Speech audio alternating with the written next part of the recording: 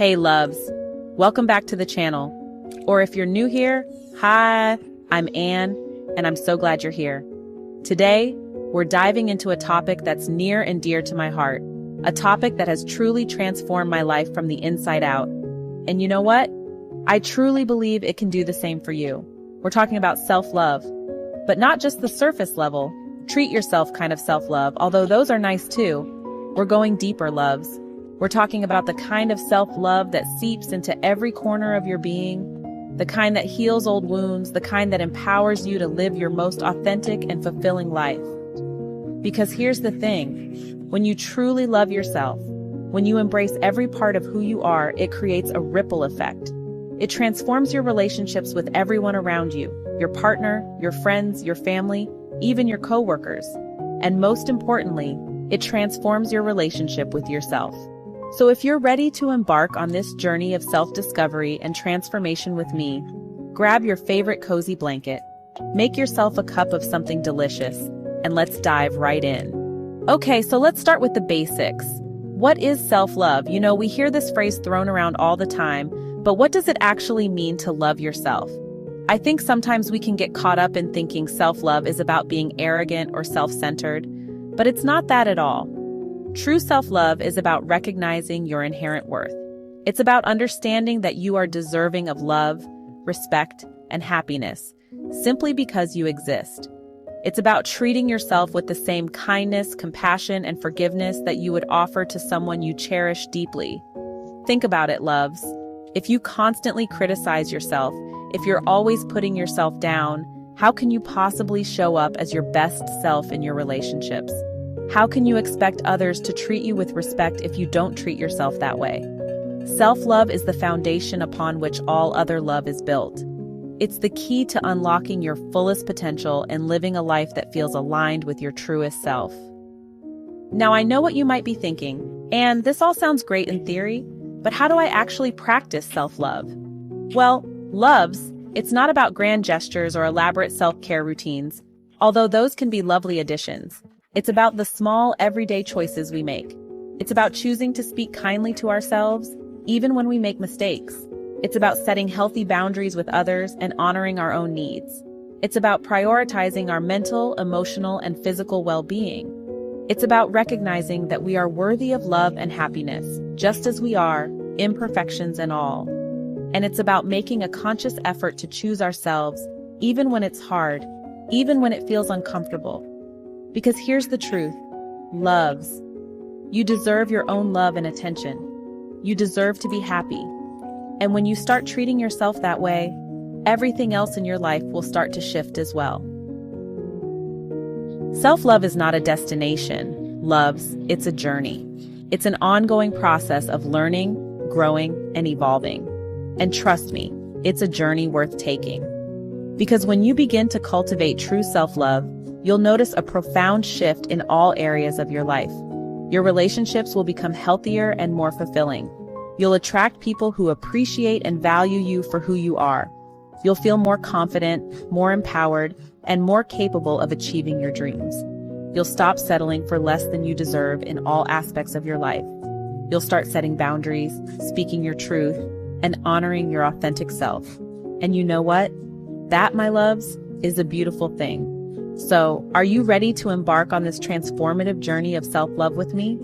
Because I truly believe that when you learn to love yourself fully and unconditionally, you open yourself up to a world of possibilities.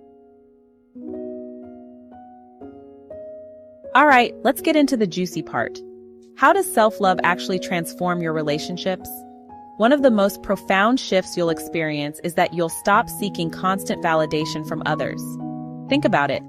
When your sense of self-worth comes from within, when you truly believe in your own value, you no longer rely on others to make you feel good enough. You're no longer desperately seeking approval or reassurance from your partner, your friends, or even strangers on the internet. You become comfortable in your own skin, and that confidence radiates outwards, attracting people who appreciate you for who you are, not who they want you to be. This doesn't mean you won't enjoy compliments anymore. Of course you will. But those compliments will be the cherry on top, not the whole sundae. Your happiness, your sense of fulfillment will come from within, not from external sources. And you know what's even more amazing? When you stop seeking validation from others, you open yourself up to receiving love and appreciation in a much deeper and more authentic way.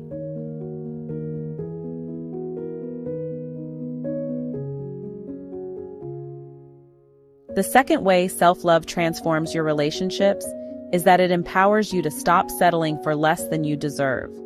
When you know your worth, loves, you don't waste your precious time and energy on people who only give you breadcrumbs. You deserve the whole darn loaf.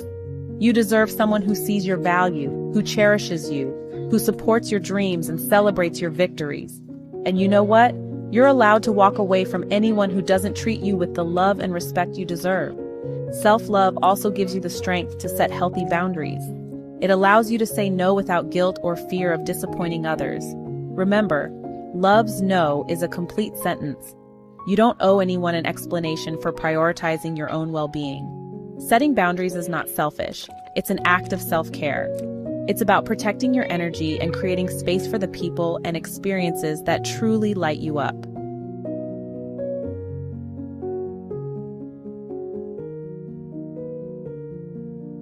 And here's the most beautiful part: loves. When you cultivate a deep and unwavering love for yourself, you naturally become a better partner, friend, and family member. When your own cup is full, you can pour into others without depleting your own reserves. You show up with more patience, more compassion, and more understanding. You're less likely to take things personally or react from a place of insecurity. You're able to offer support and love from a place of wholeness, not neediness. Imagine that, approaching your relationships from a place of love and abundance rather than fear and scarcity. It's a game changer, loves. It allows you to create deeper connections, experience more joy, and build relationships that are truly nourishing and fulfilling. So, are you ready to experience the transformative power of self-love in your own life? Because trust me, loves, it's a journey worth taking.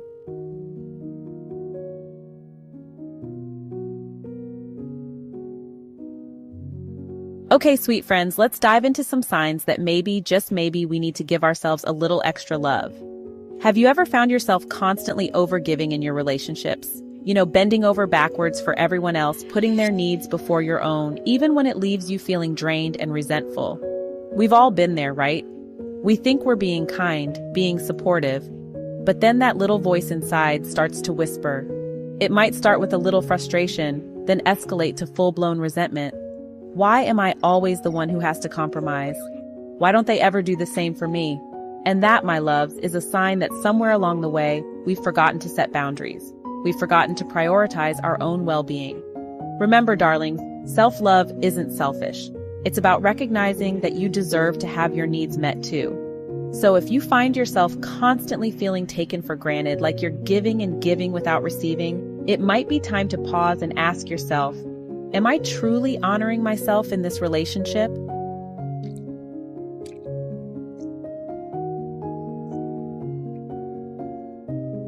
Now, let's talk about another tricky sign: staying in relationships longer than you should.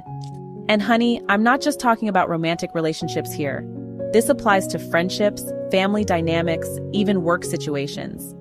Have you ever found yourself clinging to a relationship that's no longer serving you? Maybe it's because you're afraid of being alone. You worry that if you walk away, you'll be all by yourself. Or maybe you're holding on to the familiar, even if it's painful, because it feels safer than the unknown. But here's the thing, my loves, staying in a situation that's no longer healthy, that's no longer bringing you joy, that's draining your precious energy, that's not self-love. That's fear talking. And I know facing that fear can be scary, but I promise you, on the other side of that fear is a whole world of possibilities. It's a chance to create space for relationships that light you up, that make you feel seen, heard, and valued.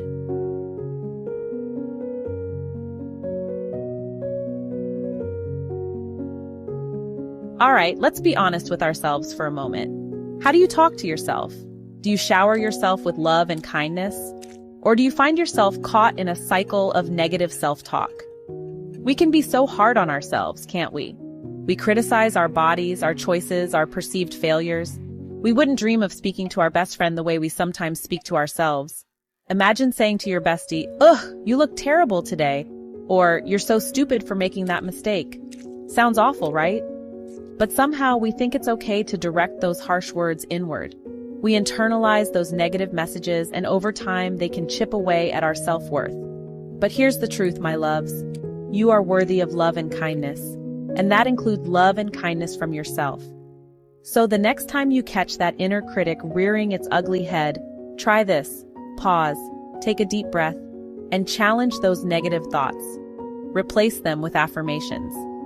Speak to yourself with the same compassion and understanding you would offer to someone you love dearly.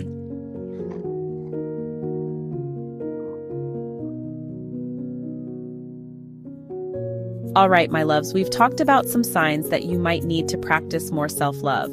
But now let's get practical. How do we actually incorporate self-love into our daily lives? It doesn't have to be complicated or time-consuming. In fact, some of the most powerful acts of self-love are the simplest. Let's start with the foundation of it all, speaking to yourself with kindness. Pay attention to that inner dialogue. Are you constantly criticizing yourself? Putting yourself down? Remember, my dears, your words have power. They have the power to build you up or tear you down. So let's make a conscious effort to choose kind words. Treat yourself with the same compassion and understanding that you would offer to a dear friend. Instead of saying, I'm so fat, try, my body is strong and capable.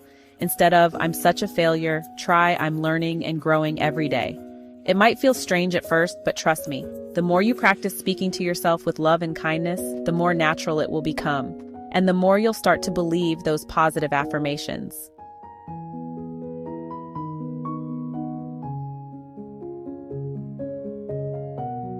Now let's talk about boundaries, because honey, setting boundaries is one of the most loving things you can do for yourself. It's about honoring your needs, your energy, and your time. And sometimes that means saying no.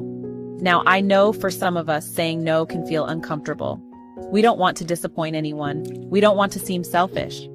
But here's the thing. You are not obligated to say yes to every request, every invitation, every demand on your time. You have the right to protect your peace.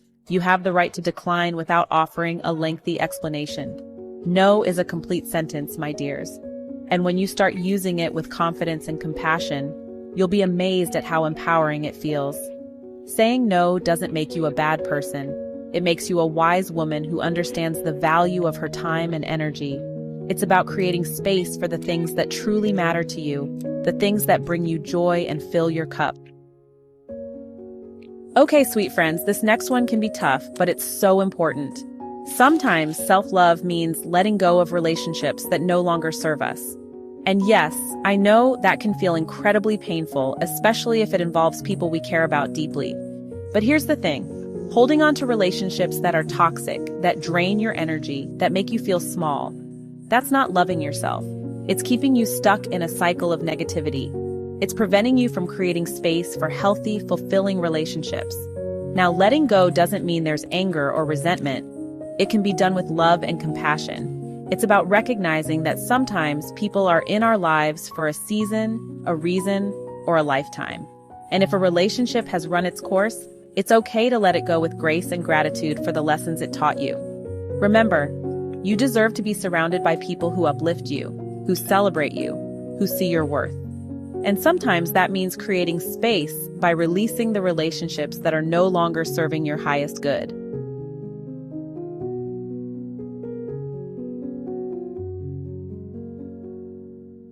So you've been working on loving yourself more. You're speaking kindly to yourself, setting boundaries, and honoring your needs. What happens next? Honey, get ready for a beautiful ripple effect. You see, self-love isn't just about feeling good. It's about changing your entire energy. When you radiate self-respect and self-worth, the world takes notice. People start to treat you differently because you're treating yourself differently. You're no longer sending out those desperate please love me vibes because you're already giving yourself the love you deserve.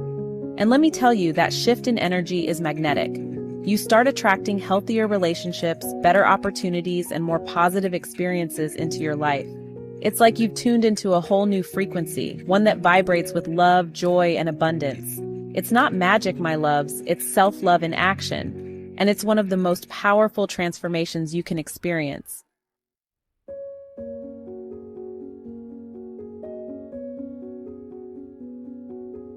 Let's talk about how this ripple effect actually shows up in your relationships.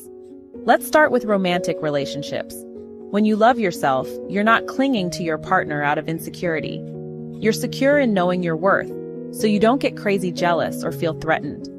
You're able to give and receive love from a place of wholeness, not neediness. This creates a more secure and fulfilling partnership because you're both free to be yourselves without the weight of each other's insecurities.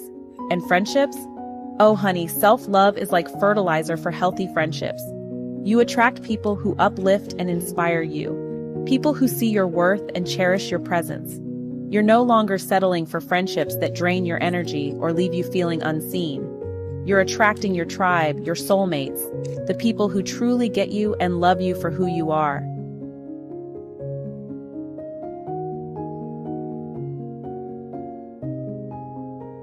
Now, family dynamics can be tricky, right? We can't choose our family, but we can choose how we interact with them. When you start showing up with healthy boundaries and self-respect, even those tough family relationships can start to shift. They may not change overnight, but you'll notice a difference in how they respond to you. You're no longer allowing yourself to be treated poorly or taken advantage of. You're standing in your power and advocating for your own well-being. And that, my loves, is a beautiful thing. It's about creating a more harmonious and respectful dynamic, even within families that have a history of dysfunction. Remember, you can't control other people's behavior, but you can control how you respond to it. So embrace the ripple effect of self-love and watch how it transforms every area of your life, including those challenging family relationships.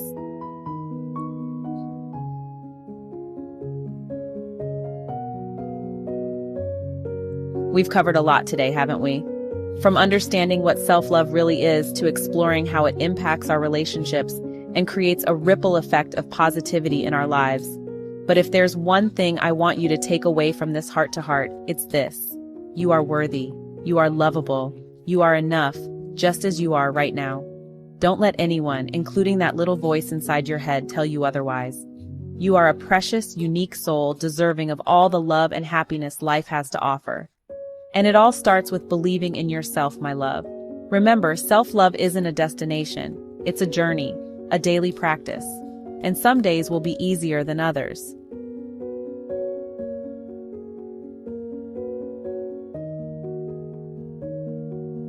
There will be days when you wake up feeling amazing, ready to conquer the world. And there will be days when you feel insecure, doubtful, and just plain blah. That's okay. We all have those days. The important thing is to keep choosing yourself, even on the tough days. Choose to speak kindly to yourself. Choose to honor your needs. Choose to set boundaries and walk away from anything that doesn't serve your highest good. Every time you choose yourself, you're rewriting your story. You're breaking free from old patterns of self-sabotage and stepping into your power.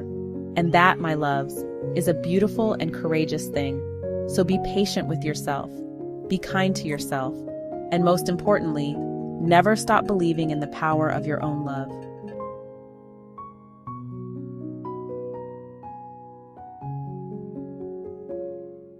For far too long, many of us have been taught to seek validation and love outside ourselves.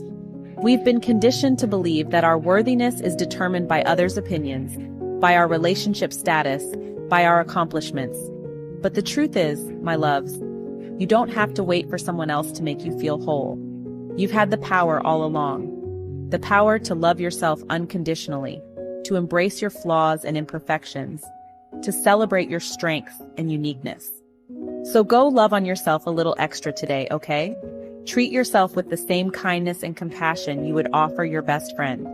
Because you, my dear, are worthy of that love. Never forget that.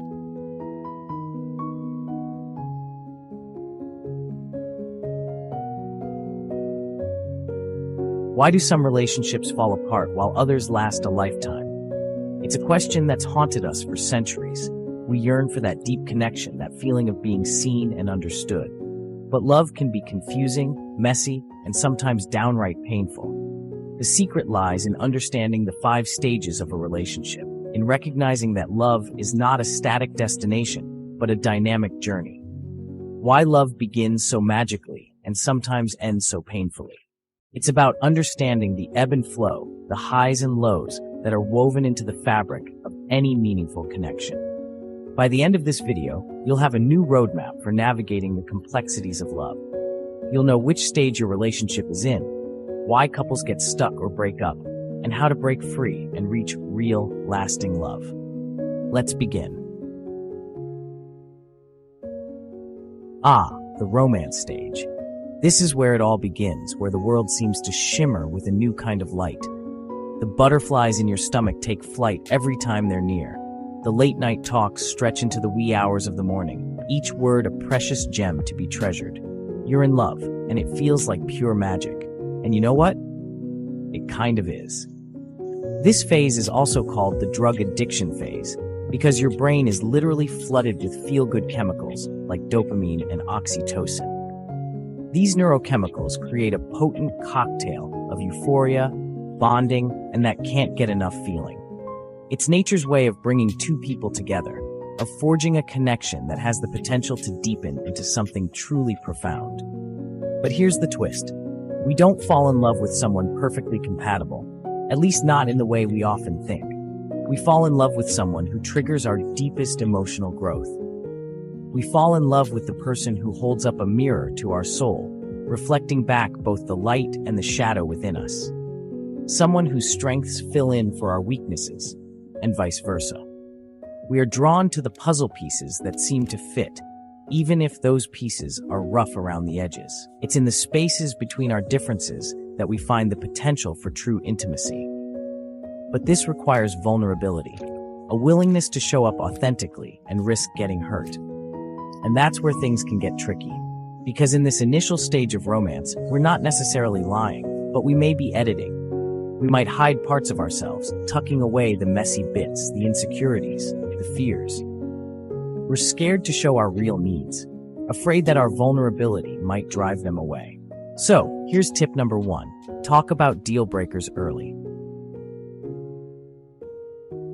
Remember all those feel-good chemicals we talked about? Yeah, they don't last forever. As the initial euphoria of the romance stage starts to fade, we enter the power struggle. Suddenly, the person who could do no wrong begins to, annoy you. Those quirks that were once endearing now feel like fingernails on a chalkboard.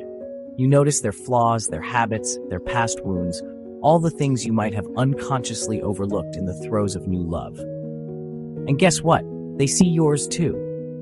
The things they once found charming might now be met with a raised eyebrow or a sigh. This is the stage where most relationships either end or settle into a comfortable but often disconnected coexistence. It's a make-or-break point, a crucible where love is tested and refined. It often rears its head around year 3 or 4, just when you thought you were home free. One partner may chase, craving the intensity and connection that characterize the romance stage. The other pulls away, feeling suffocated or overwhelmed by the demands of the relationship. I call them the hailstorm and the turtle. The hailstorm, intense and emotional, bombards the turtle with pleas for connection, while the turtle retreats into its shell, seeking solace and safety in withdrawal. And here's the thing, neither partner is wrong. They're simply reacting to their own unmet needs and unresolved emotional baggage. But this dynamic, if left unchecked, can create a vicious cycle of resentment and disconnection. So how do we navigate this treacherous terrain? How do we keep from drowning in the storm or suffocating in the shell? It starts with awareness, with recognizing that conflict is not the enemy of love, but rather an invitation to grow. Tip number 2 is all about learning to fight with respect. Because let's face it, you will disagree. You are two separate individuals with your own unique perspectives and experiences. But instead of trying to change each other, try listening. Truly listening, with an open heart and a willingness to understand the other's point of view. Use I feel statements, not accusations. Instead of saying, you never talk to me, try, I feel lonely when you shut down. Chapter 3, Stability. Welcome to the stage where real love begins. That's right, I said begins. Because it's only after we've navigated the choppy waters of the power struggle that we can truly appreciate the calm, deep harbor of stability. You've stopped trying to fix each other. You've come to realize that your partner isn't a problem to be solved, but a complex, beautiful human being to be loved and cherished, flaws and all. There's mutual respect, a deep sense of emotional safety, a knowing that you can be vulnerable without fear of judgment or rejection. You've found a rhythm that allows for both shared space and individuality. You are two whole, complete individuals choosing to walk hand in hand, not out of need, but out of love. But, and this is a big but, stability can feel, well, boring. After the emotional roller coaster of stage 2, after the highs of the romance stage and the lows of the power struggle, peace might feel a little, dare I say, mundane. We live in a culture that celebrates drama, that thrives on the highs and lows of romantic love. So when we finally reach a place of stability, a place where the waters are calm and the sailing is smooth, we might start to wonder if something's missing. We might even mistake peace for boredom, mistaking comfort for complacency. So, here's tip number 3. Keep growing together. Chapter 4. Commitment. Commitment. It's a word that gets thrown around a lot, often in the context of marriage. But commitment is so much bigger than a piece of paper or a ceremony. It's a state of being, a choice made over and over again to show up for love, even when it's hard, even when it's inconvenient, even when the butterflies have flown and you're left with the quiet comfort of familiarity. Commitment doesn't mean marriage, at least not in the traditional sense. It means, I know your flaws, I see your scars, and I choose you anyway. You see, in the previous stages, there's often an element of need intertwined with love. We need our partner to fulfill certain needs, to make us feel whole, to complete us. But in the commitment stage, something shifts. You no longer need your partner in the same way. You want them. You choose them. Daily. You wake up every morning and decide to love this person, to nurture the connection, to prioritize the relationship. This stage is full of freedom. Quiet confidence that comes from knowing you are both fully committed to the journey, no matter what twists and turns it may take. There's a sense of balance, of shared responsibilities and mutual support. And there's joy, a deep abiding joy that permeates the everyday moments. But a word of warning, it's easy to become lazy here. To think the work is over, that you've reached the finish line and can now coast on autopilot. But love, like any living thing, needs to be nurtured. It needs attention, care, and consistent effort to thrive. Tip number 4 is a simple but powerful reminder to make time for your relationship. Don't let your love go on autopilot. In the busyness of life, it's easy to get caught up in work, kids, obligations, and let the spark fade. So schedule date nights, even if it's just 15 minutes in the morning, with a cup of coffee before the kids wake up. Check in with each other. Really talk. Not just about logistics, but about your hopes, your fears, your dreams. Chapter 5. Bliss, Co-Creation. This is the rarest stage and the most beautiful. It's the stage that most people don't even know exists, let alone strive for. It's the stage that whispers of true purpose, of a love that transcends the individual and spills out into the world. Now your relationship moves beyond the two of you. You co-create something bigger, a business, a cause, a creative project, a family, a legacy. It's about taking all the love, the lessons, the growth you've cultivated within the container of your relationship and using it as fuel to make a difference in the world. You understand that love isn't infatuation.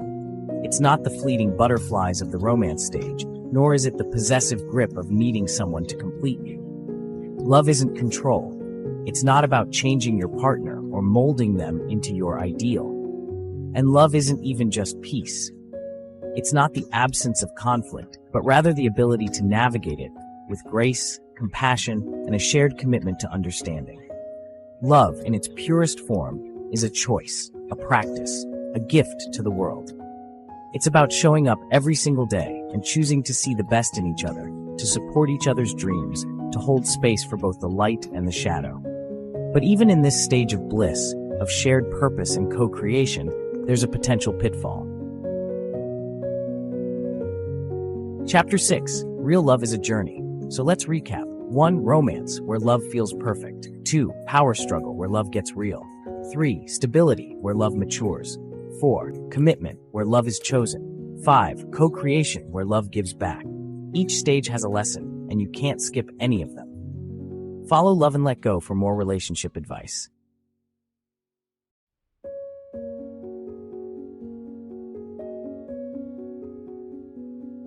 Hey, gorgeous, listen, we've all been there. You're head over heels, picturing the dress, the flowers, the whole shebang. But he's still taking his sweet time popping the question. If you're wondering how to get him to finally put a ring on it without begging, pressuring, or turning into a walking bridal magazine, girl, you're in the right place. In this video, we're diving into 7 smart, subtle, and emotionally powerful steps that can help guide your relationship toward a proposal. Not through manipulation, but through magnetic confidence and strategy. We're going to flip the script and make him wonder, why hasn't he locked this down yet? This isn't about playing games. It's about unleashing your inner queen and letting him see what a prize you truly are. Let's go! All right, ladies, step 1 to getting that ring is to become his weakness. Now, before you think this means losing yourself or being overly dependent, hear me out. It's about being the kind of woman he feels completely safe with. The one he turns to when the world is too loud. The one who calms his chaos. Think about it. Who do you turn to when you need comfort, support, or just a listening ear? It's about being that person for him. When a man sees you as his emotional home, the one person who really gets him, that's when he starts seeing forever. That doesn't mean being perfect or never having a bad day. We all have those Netflix and sweatpants kind of days, trust me. It means being emotionally available, supportive, and nurturing in a way that makes him feel deeply connected to you.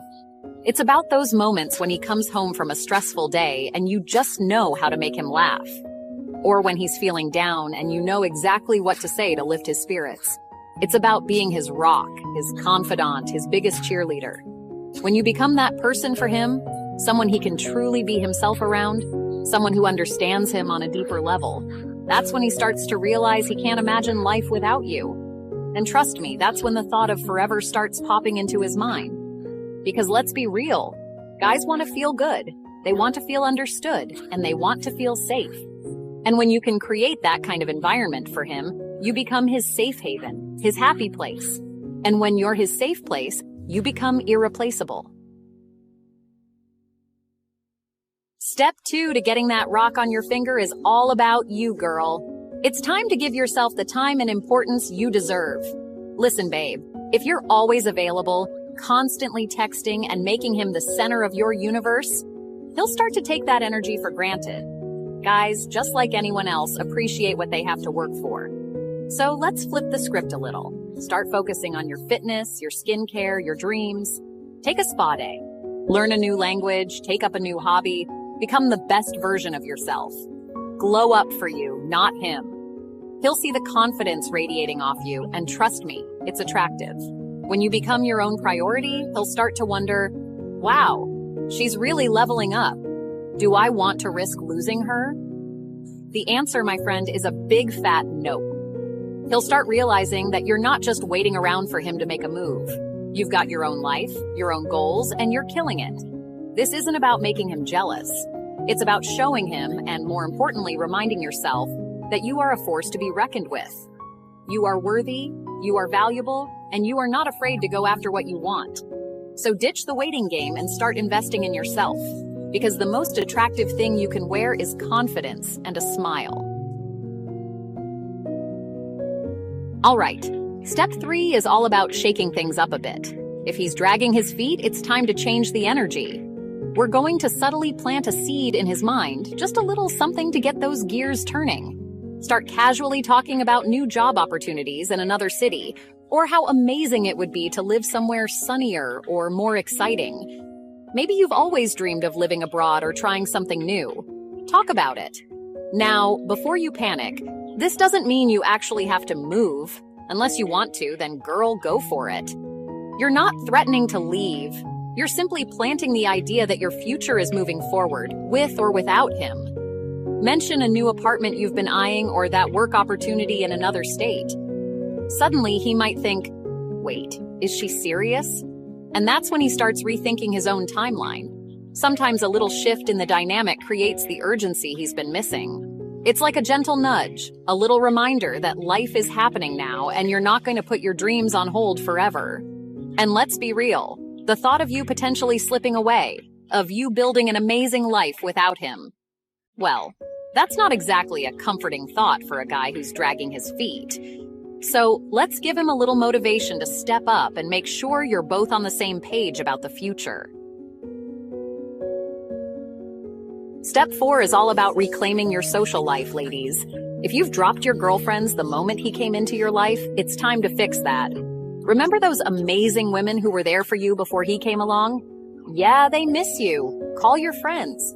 Plan girls' nights, go to brunch, laugh, live, be seen, go dancing, have a karaoke night, do all the things that make you feel alive and connected to your girls. When you start showing him you have a full, beautiful life outside of the relationship, it shifts the power dynamic in your favor. He starts to realize that you're not just his girlfriend. You're a woman with her own friends, her own interests, and her own life. Don't tell him every plan in advance. Just say, "Oh, I'm going out Friday with the girls." Let him wonder a little. Let him miss you. A little space can spark reflection, and absence makes the heart grow fonder and maybe even proposal ready. It gives him a chance to realize how much he values your presence in his life. So go out there, have some fun, and remind him, and yourself, that you are a complete and amazing woman, with or without a ring on your finger. Chapter 5. Let him know you have options. Hey, it's called being a catch. All right, step 5 is all about reminding him, gently, that you're a catch. This doesn't mean making him insecure or playing games. It means confidently showing him that you're desirable and admired without overdoing it. Mention that a guy complimented your outfit. Talk about the type of man you find impressive. Maybe you ran into an old friend who's doing amazing things with his life. Talk about it. Just a spark of healthy jealousy can remind him she's not just my girlfriend. She's someone other people would be lucky to have. It's a subtle way of reminding him that you're a prize, a woman who is worthy of attention and admiration. Jealousy, when used wisely, can light a fire, but be careful. Overdo it, and it can backfire. Keep it flirty, playful, and respectful. Think of it like adding a pinch of spice to a dish. A little goes a long way. As psychologist Seeker says, jealousy can motivate commitment, but only in small doses. So let's use it strategically, shall we? Just a little sprinkle of "I'm amazing," and everyone knows it can go a long way. Chapter 6. Stop talking about the wedding. Seriously, zip it. Step 6 might seem counterintuitive, but trust me on this one. It's time to cool it with the wedding talk. I know. You've shown him the Pinterest board, you've pointed out rings, you've casually mentioned your dream venue like 5 times. But here's the thing. If he already knows how much you want to get married, it's time to let him sit with that. Back off a little. Be chill. Let him wonder if you're still dreaming about it, or if maybe you've moved on from that idea altogether.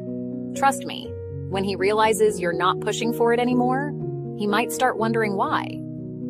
And that curiosity could lead straight to a proposal. It's like the old saying goes, you always want what you can't have. When you take the pressure off, when you stop constantly bringing up the wedding, it gives him a chance to breathe, to think for himself, and to realize just how much he wants to be the one to put a ring on your finger. So put those wedding magazines away, close those Pinterest boards, and let him come to you. Chapter 7. Let go and level up, Queen energy only. And finally, step 7, let go and level up. This is the real power move. Stop obsessing over the ring and start focusing on your inner glow. Meditate, journal, travel, take the class, live boldly. This is about so much more than just getting a proposal. It's about becoming the best version of yourself and attracting the love and life you deserve. When you release the pressure and fall back in love with yourself and your own life, something amazing happens. He feels that shift, and he wants to be part of your world more than ever. You become a magnet for love, abundance, and happiness. You radiate confidence, joy, and a zest for life that is simply irresistible. If he's the right one, he'll come forward. He'll see the amazing woman you are, the woman who is living her best life, and he'll want to be a part of it. And if not, well, then he wasn't meant for you anyway. Because you, my dear, are destined for great things. Remember, you are whole, worthy, and magnetic, just as you are. So there you have it. 7 easy but powerful steps to guide your guy toward proposing, plus a little mindset magic to keep your power intact. Remember, this isn't about manipulating him. It's about stepping into your power, owning your worth, and letting him see what a queen you truly are. If this helped you, make sure to like, comment, and subscribe for more relationship glow-up content. And remember, whether he puts a ring on it or not, you are whole, worthy, and magnetic just as you are. You are strong, you are beautiful, and you are capable of creating the love life of your dreams. Stay radiant, stay confident, and let love meet you where you are.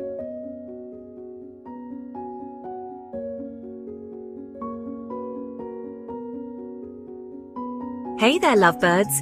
Welcome to Love and Let Go, your super duper, ultra mega, ridiculously safe space for honest relationship advice. I'm Anne, and today we're diving headfirst into the pool of LOVE. We're talking about that fluttery, sometimes confusing, totally exhilarating world of teenage love. Think of me as your slightly chaotic but super well-meaning older sister who's been there, done that. We're gonna get real, we're gonna get honest, and hopefully we're gonna get you feeling like a love superhero. Let's get this love fest started. Woo. Alright, first things first, my little love seekers. Before you even about what that cute human in your math class thinks of, let's talk about you. What makes your heart do a little happy dance? Is it art, music, saving the planet one recycled bottle at a time? What are your values? What's super important to you? Honesty? Kindness? Loyalty? When you know yourself, when you're solid in your own awesomeness, you're way more likely to find someone who vibes with your vibe. You don't want to pretend you're a plain cheese only kind of person just to impress someone. Journal it out, talk to your reflection, make a vision board, whatever helps you connect with the amazing human you already are. You're not looking for a fixer-upper project in a partner, and you're definitely not a project to be fixed. It's the most important first step on this whole love adventure. Okay, so you've done some soul searching, you're feeling good about who you are. High five! Now let's talk about the C word. No, not C word, get your minds out of the gutter. I'm talking about communication. Dun dun dun! It sounds kinda serious and adulty, I know, but trust me, it's the secret sauce to any great relationship. Be open, be honest, be real. This means actually saying what you feel, even if it's a little scary. If you're excited about something, share it. If something bothers you, speak up. Kindly, of course.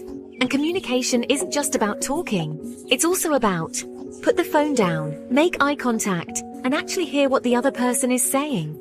Try to understand their perspective, even if you don't agree with it. Good communication builds bridges, not walls. All right, my precious gems, let's talk about something super important. Boundaries. Woo! Sounds a bit like a fence, right? And in a way it is.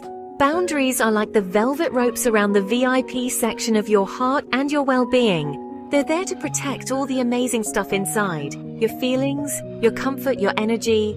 Emotionally, this could mean deciding how much you share about your past, or what kind of jokes are okay. Physically, this is a big one, especially when crushes and romance are involved. What kind of physical affection are you comfortable with? Holding hands, hugging, kissing, more? And when? And with whom? Your body is your own, and you have the absolute right to decide what happens with it. You are the CEO of you, and you make the rules for your own well-being. Okay, speed racers, let's pump the brakes for a sec. I know, when you have a crush, everything feels like it's moving at 1,000,000 miles an hour. But hold your horses, my eager beavers. Love isn't a race. It's more like a scenic drive, or maybe a leisurely stroll through a really pretty park. Get to know each other. Seriously, this is the fun part. Discover their weird quirks, their hidden talents. Maybe they can wiggle their ears or speak fluent Klingon. Enjoy the butterflies, those fluttery feelings in your stomach. That's the magic of a new crush. There's no pressure to jump ahead to define the relationship or say I love you. Real love, the kind that lasts and feels good and supportive, takes time to grow, so breathe. Enjoy the process of discovery. Slow and steady wins the love race, my friends. Alright, my little chameleons, listen up because this one is huge. Never, ever, ever pretend to be someone else to make someone like you. Your uniqueness is not a flaw, it's your superpower. It's what makes you, you. If you pretend to love, say, death metal just because your crush is into it, but you secretly only listen to show tunes, how long can you keep that up? The right person will dig your vibe, whatever that vibe may be. It takes courage to be yourself, especially when you're navigating the tricky waters of crushes and wanting to be liked. Be true to you, and the right person will love you for it. The world needs your specific brand of awesome. Okay, so let's talk about a super underrated, super awesome foundation for any kind of LOVE, and that's FRIENDSHIP. Some of the absolute best, most solid relationships start out as good old-fashioned friendships. Laugh together. This is so important. Can you be silly with this person? Can you share those ridiculous inside jokes that no one else understands? Talk deeply. Friendship allows you to explore those more meaningful conversations without the immediate pressure of, is this a date? A strong friendship makes love even sweeter because you're not just partners. You're also each other's confidants and cheerleaders. Be silly. Let your guard down. When you can be your most unfiltered, uncurated self with someone, and they not only tolerate it but actually enjoy it, that's a pretty amazing sign. So, if you're crushing on someone, try focusing on building that friendly connection first. Sometimes, the best romances bloom from the most unexpected friendships. Alright, let's get real for a hot second. Not every crush will turn into a fairy tale romance, and not every relationship will last forever. And you know what? That is 100%, absolutely, totally, completely okay. I know, heartbreak stinks. But here's a little secret, every relationship, every crush, every they didn't text back moment teaches you something. Even heartbreak helps you grow. When things don't work out, it gives you a chance to reflect. What did you like about that connection? What didn't you like? What did you learn about what you need and want in a relationship?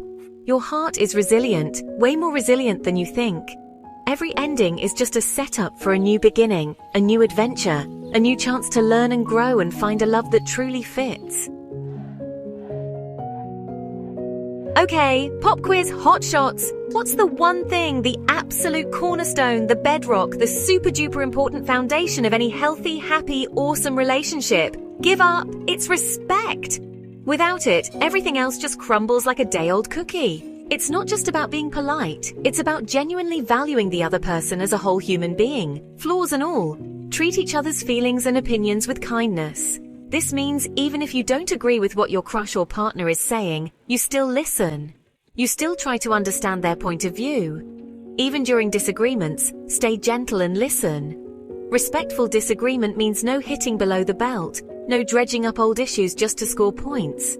Respect also means respecting their boundaries, their time, their friends, their family, and their individuality. When both individuals in a relationship feel respected, they feel safe, valued, and understood.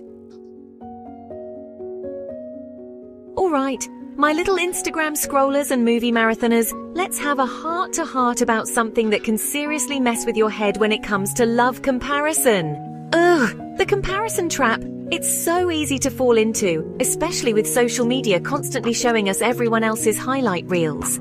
You see that couple on TikTok doing the latest dance challenge perfectly, or that movie scene with the grand romantic gesture in the rain, and you start thinking, why isn't crush relationship like that?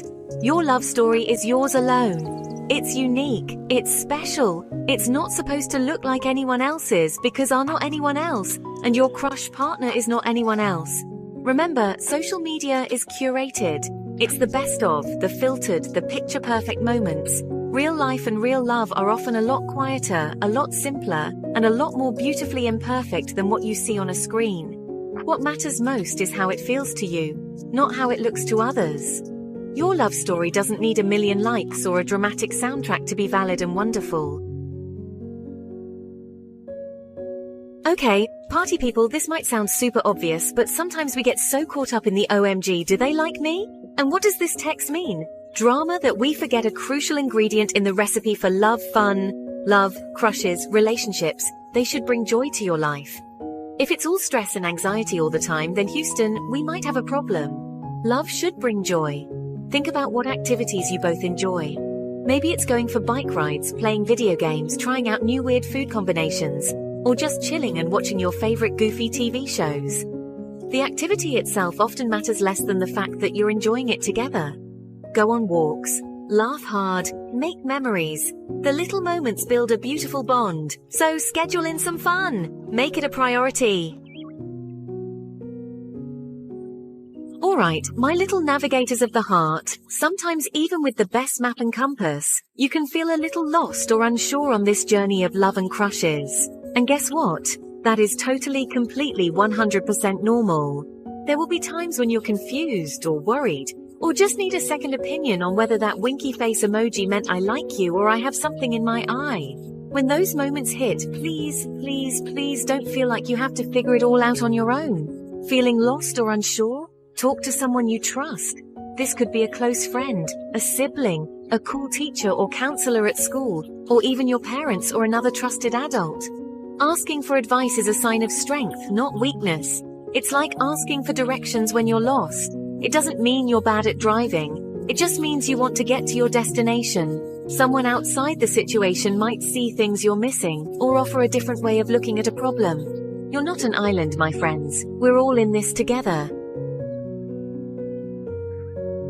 And now for our grand finale, my ever-evolving love bugs. Let's talk about something that's as certain as homework and awkward school photos, change. Change is actually a pretty cool part of life, especially when you're a teenager. You're growing. You're learning new things about yourself and the world every single day. Your tastes are changing, your goals are changing, and guess what? So is your heart. Think about who you were a year ago or even 6 months ago. You're probably a little different, right? What felt like a perfect fit at one point might feel a little different later on, and that doesn't mean anyone did anything wrong. Some relationships change or end, and that's okay. Every chapter brings a new beginning. Even if a crush doesn't pan out, or a relationship ends, it opens up space for new experiences, new connections, and new opportunities for self-discovery. Your love story is still being written, and there are so many exciting plot twists yet to come. Phew! We made it through Teen Love 101, my amazing little love scholars. My brain is buzzing, my heart is full, and hopefully yours are too. Remember, love isn't about being perfect. It's not about having all the answers or never making a mistake. It's about learning, growing, and most importantly, staying true to yourself through all the butterflies, the awkward moments, and the beautiful connections you're going to make. Take it slow. There's no rush to figure everything out or to hit certain relationship milestones by a certain age. Love deeply, with an open heart and a kind spirit. Your heart matters, and you are never, ever alone.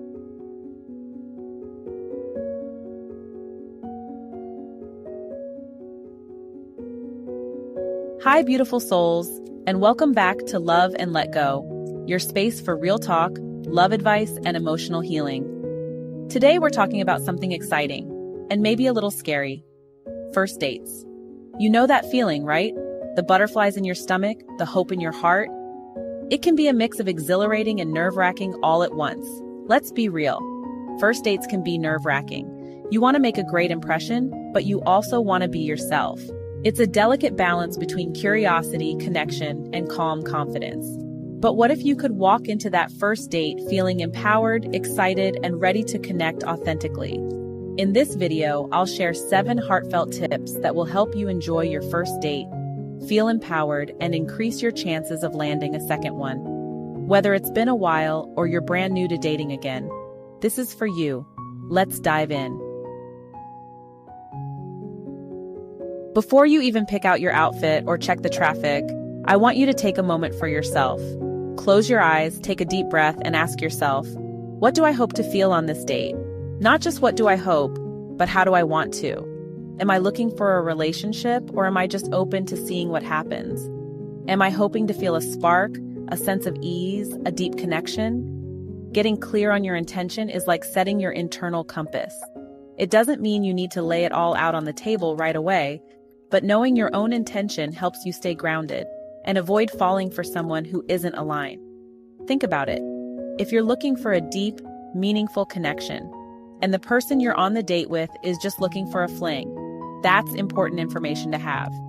You can relax, enjoy the date for what it is, and not get caught up in something that's not meant for you. Clarity gives you power. It allows you to show up as your most authentic self because you know what you're looking for and what you're worth. And that, my friends, is incredibly attractive. Okay, so you've got your intention set. Now let's talk about where to go on this first date. My advice? Skip the super fancy restaurant unless that's truly your style. The goal of a first date is to connect, to have a conversation, to see if there's a spark. And sometimes a stuffy, formal setting can actually get in the way of that. Instead, choose a location that allows for conversation, like a cozy cafe, a walk in the park, a casual dinner spot, or even a fun activity like bowling or mini golf. The key is to choose a place where you can both relax, be yourselves, and really talk. Remember, you want to be able to hear each other, to laugh easily, and to feel comfortable enough to be vulnerable. A setting that feels relaxed and natural makes it easier for both of you to let your guard down and show up authentically. And a pro tip, don't do a movie date for the first one. I know it can be tempting to have that buffer of the big screen, but you want to talk, connect, and read each other's energy. Save the movie dates for when you've already established a connection. This is probably the most important tip I can give you. It's so tempting to present a perfect version of yourself on a first date. Flawless makeup, best stories, most charming laugh. We all want to put our best foot forward, right? But here's the thing. Real connection doesn't come from perfection. It comes from presence. It comes from being your true, authentic self. So ditch the mask. Beautiful. You don't have to overshare, but don't hide behind a facade either. Let them see your real smile, your genuine reactions, the soft, quirky parts of you, the things that make you unique. Think about it. Would you rather someone fall for a version of you that isn't real, or for the amazing, messy, beautiful person you actually are? Let your walls down a little, be vulnerable, share your passions, and don't be afraid to laugh at yourself. That's what people remember and fall in love with. One of the best ways to create a genuine connection on a first date is to ask meaningful questions. And I'm not talking about the usual, what do you do? Or where are you from? Those questions are fine, but they don't really tell you much about who someone is. Instead, try asking open-ended questions that invite the other person to share more about themselves. Questions like, what's something you're passionate about right now? What's your idea of a perfect weekend? What kind of things make you laugh? These types of questions open the door to deeper, more meaningful conversation and help you really get to know someone beneath the surface. And don't forget to listen. Really listen. Active listening is one of the most powerful tools you have on a date. It shows that you're present, engaged, and genuinely interested in what the other person has to say.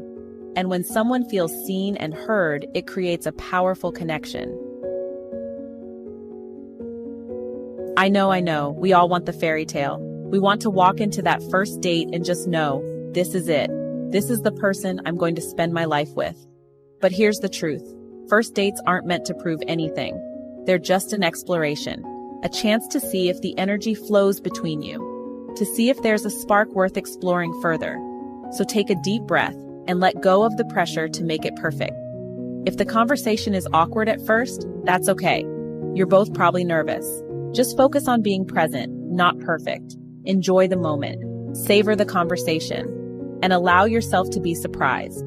The best moments often come when you stop trying to impress and just enjoy the company of another human being. After the date, when you're home and reflecting on the evening, I want you to pay attention to something really important, how you felt. It's easy to get caught up in whether they're interested in you. Did they text back? Are they going to ask you out again? But the most important thing is how you felt in their presence. Ask yourself, how did I feel around them? Did I feel relaxed, excited, safe? Was I able to be myself? Did you feel your energy lift, or did you feel drained? Did you feel a sense of ease, or were you on edge the whole time? Your feelings are your intuition speaking to you. Trust that inner voice. It's guiding you towards what's right for you. As the date comes to a close, don't worry about locking in a second one immediately. If it felt good, say so. A simple, "I really enjoyed tonight, thank you for the good energy." Let that land. There's no need to overthink it or play games. Just be authentic and genuine. If they're meant to pursue you, they will. And if they don't, it wasn't the right match. And that's a win too. Remember, you deserve to be with someone who is excited to be with you. Someone who sees your worth and values your time. Walk away knowing you showed up with grace and realness. You put yourself out there, and that takes courage.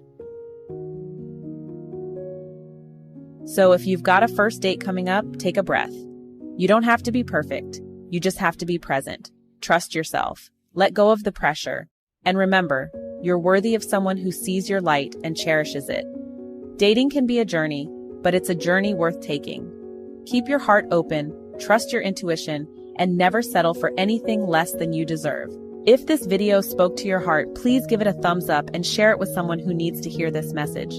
And tell me in the comments, what's one way you plan to love yourself more this week? Let's lift each other up. Don't forget to subscribe for more heart-to-heart chats. And I'll see you in the next one. Love you. Take care of your beautiful self.